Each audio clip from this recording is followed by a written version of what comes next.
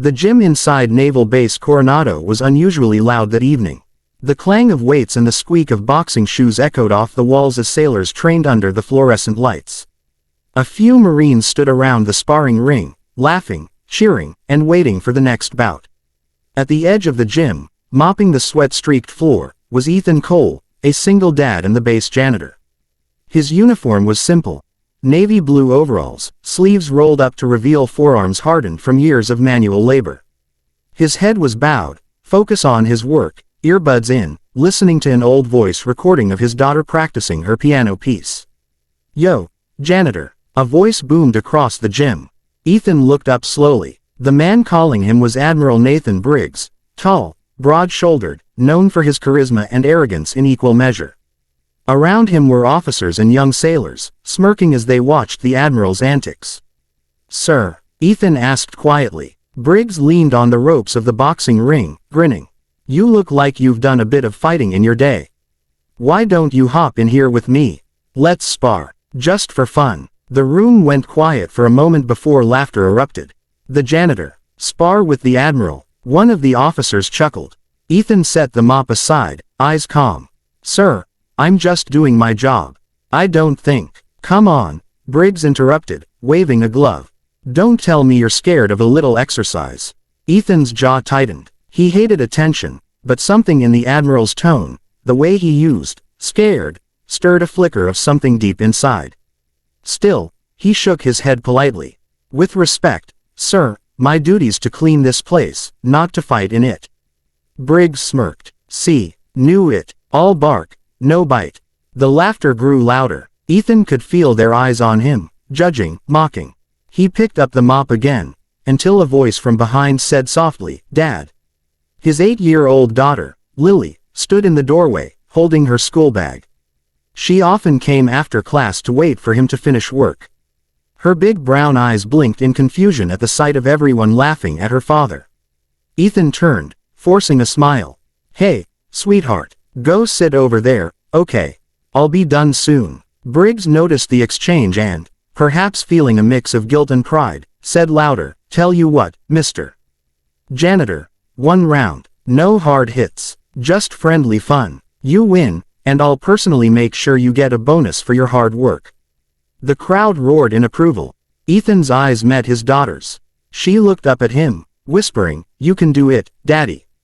He exhaled slowly. Something shifted in his expression.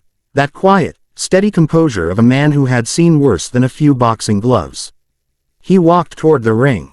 Briggs grinned as Ethan stepped inside, slipping off his overalls top and tightening the borrowed gloves. Underneath, his lean muscles carried faint scars, old ones, long-healed, the kind soldiers recognized. "All right, janitor," Briggs said, bouncing lightly on his heels. "Try not to mop the floor with yourself." Ethan gave a small, unreadable smile. "Wouldn't dream of it, sir." The bell rang. Briggs lunged first, fast, strong, and confident. He threw a left jab, then a right hook. Ethan didn't even blink. His head moved just enough for the punches to slide past. The Admiral frowned, adjusted, and came again, harder this time. Ethan ducked under, pivoted smoothly, and tapped Briggs on the shoulder with the glove. "Point for you," Ethan murmured. The room erupted in laughter, but not at Ethan this time. Briggs' grin faltered. "Not bad," he muttered, circling. "Let's see how long you can dance." The next 30 seconds were a blur. The Admiral attacked in bursts, sweat flying, gloves cracking. Through the air, Ethan flowed around each hit like water, never striking back hard, only redirecting. He was calm, balanced, breathing evenly. His footwork was flawless, the kind that came from thousands of hours of practice. At one point, Briggs feinted a jab and went for a body shot. Ethan stepped aside, caught the Admiral's arm gently, twisted, and with almost effortless grace, brought him down to one knee without throwing a punch. The gym went silent. Ethan stepped back, lowering his gloves. "Are you all right, sir?" Briggs looked up, red-faced but unhurt. What was that?" "Just a simple counter," Ethan said quietly. "Something they teach in the Advanced Combatives course." That made a few heads turn. Advanced Combatives wasn't something civilians talked about. It was elite-level training, usually reserved for special operations forces. One of the younger officers frowned. Wait, what kind of training did you say you had? Ethan hesitated, glancing toward Lily. Let's just say I used to work for the Navy too. Long time ago. Briggs stood, rubbing his arm. You were Navy. Ethan nodded. Yes, sir. Lieutenant Commander. Retired 12 years ago. The silence thickened. A few jaws dropped. Briggs blinked in disbelief. What branch? DevGru. Ethan replied softly. Gold Squadron. The entire gym froze. DevGru, better known as SEAL Team 6. Even Briggs took a step back. You were a SEAL. Ethan gave a faint smile. Used to be. Until I lost my wife. Lily was just a baby then. Couldn't keep going on deployments, so I hung it up. Started working here. Quiet life suits me fine. Briggs' expression softened instantly, the arrogance fading. Why didn't you say anything? Wasn't relevant, Ethan said. A mop doesn't care who holds it. A few sailors chuckled nervously, but now the laughter carried respect, not mockery. Briggs, feeling the weight of what he'd just learned, stepped forward and extended his glove. You've got one hell of a punch, Lieutenant Commander. Ethan took it, smiling faintly. Thank you, sir. Lily clapped from the sidelines, beaming. That's my dad, she shouted proudly. The tension broke as everyone laughed and cheered. But Briggs wasn't done yet. All right, he said, turning to the crowd.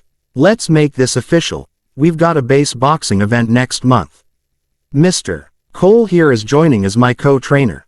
Deal. Ethan blinked. Sir, that's not. Briggs cut him off. Non-negotiable. I'm not taking no from a man who just disarmed me in 10 seconds.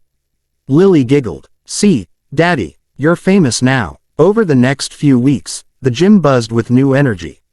Word spread fast. The base janitor who was once a SEAL had outboxed the Admiral. Everyone wanted to see him in action. Ethan reluctantly agreed to help train a few young sailors, teaching them discipline more than punches. He emphasized breathing, patience, control, lessons drawn from years of elite service. It's not about winning fights, he'd tell them, it's about staying calm when everything around you isn't. Briggs began joining those sessions, too. He and Ethan developed a quiet respect, often sparring side by side. It became less about pride and more about camaraderie. One evening after training, Briggs approached Ethan as he packed his things.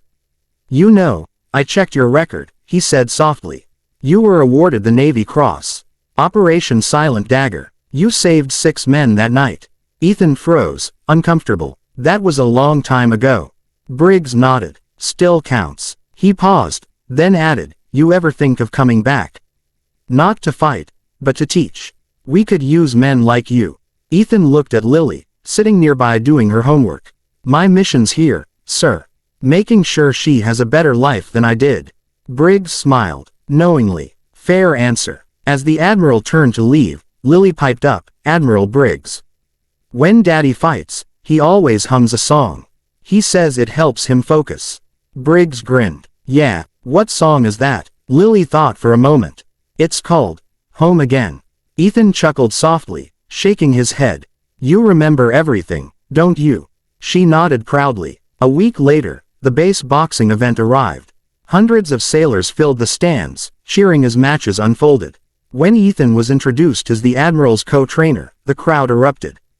They chanted his name, Cole, Cole, Cole, as he stepped into the ring to demonstrate a few techniques. Briggs, standing beside him, announced to everyone, this man reminded me that rank doesn't define strength, character does.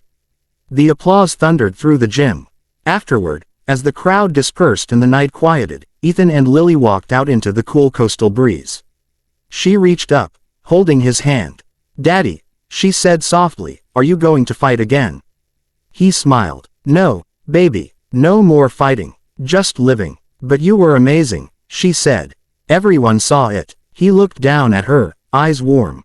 That's enough for me. You saw it. That's all that matters. As they walked toward the old pickup truck parked under the dim lot light, Briggs watched from the gym doorway, arms crossed, a faint smile on his face. He turned to one of his officers and murmured, never underestimate the quiet ones. They've already fought wars you'll never see. The next morning, a new sign appeared outside the base gym. Cole's Corner, where discipline meets heart. Ethan tried to protest, but Briggs wouldn't hear of it. From that day on, whenever sailors trained there, they didn't just see a janitor mopping floors.